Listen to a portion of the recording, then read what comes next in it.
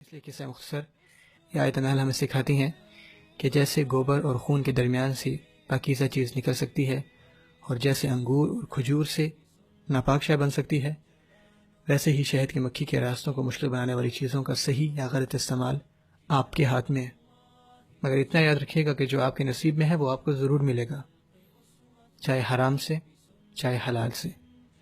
لیکن اگر آپ اس کو حرام سے لینے کی کوشش کریں گے تو اللہ آپ کے حلال کی لذت لے لے گا۔ کچھ میاں بیوی پسند کی شادی کے باوجود بڑی ناخوش زندگی گزار رہے ہوتے ہیں۔ کبھی سوچا ہے کیوں؟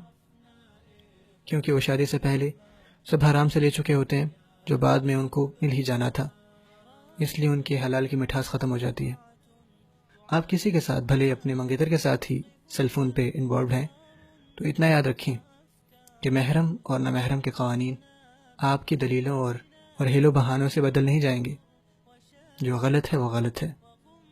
آپ جتنا حرام لیں گے اتنا اپنے حلال کو کھوتے جائیں گے۔ ایک ثانیہ کو رک